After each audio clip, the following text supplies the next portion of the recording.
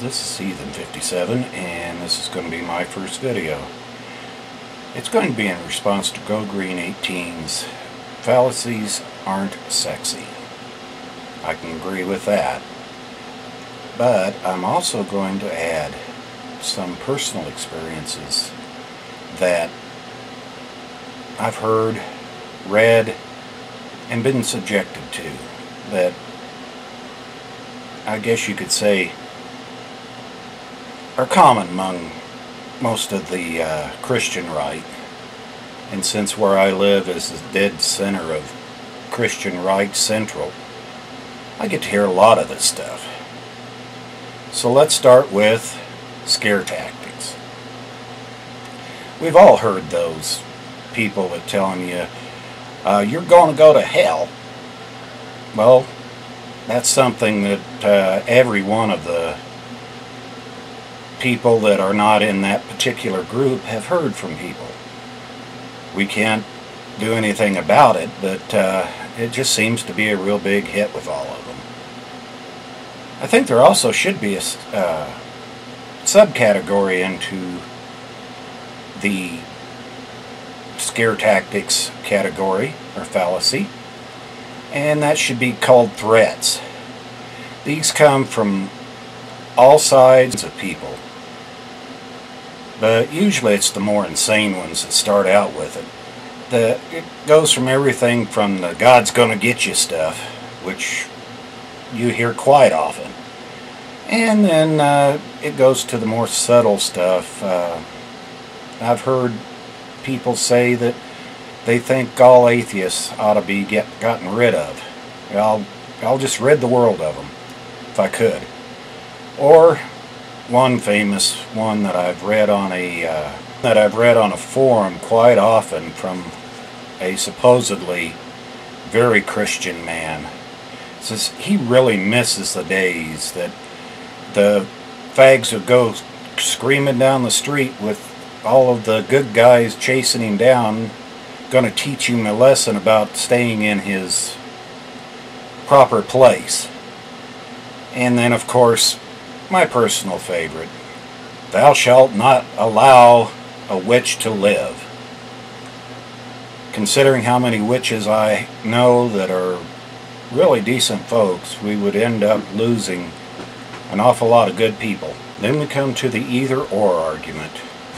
This one seems to be a real favorite of the pro-fetus people, which is what I call right-to-lifers, because they really don't care about the child after they get them out.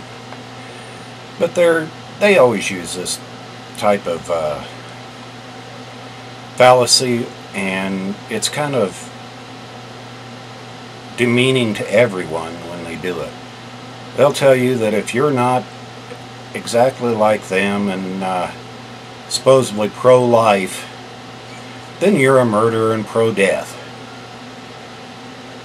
Well, I don't exactly want abortion to be used as a method of birth control, but I do think it should be legal and safe for people that really need it. That's a gray area that they will not take into consideration. And that brings us down to the third one, which is the slippery slope confrontations. You hear this a lot with gay rights and gay marriage especially. The Republican members of Congress have even used it in their congressional record. They keep saying that if we allow gays to marry, and then the next thing will be polygamous relationships and then marrying your cousin. And then we go down to that terrible place where we're going to be able to marry our animals, the pets. I'm not going to marry a dog. Dog can't give a consent anyway. Neither can a child, so that takes care of their child fallacy for marriage right there. They've even gone so far as to saying we'd be ending up marrying trees and bushes and the house if you wanted to. And that's just totally ridiculous. It's also used in the war on drugs.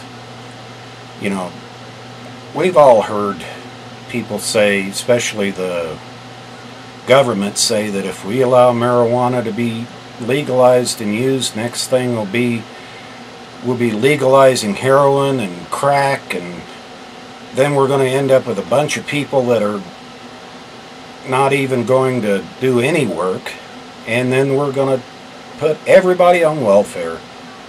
And then we're going to end up with your tax dollars going to nothing but that. And we all know that's not going to happen. People have been using marijuana for years, and they're very productive. They don't give us any problems. As a matter of fact, I've never seen a fight start with marijuana. Car accidents don't happen because you're drunk or high on marijuana, but yet we allow your alcohol to be sold free, and a lot of prescription drugs that shouldn't be out and about as fast as the doctors put them out, but yet they still think those are fine. It's just ridiculous to me.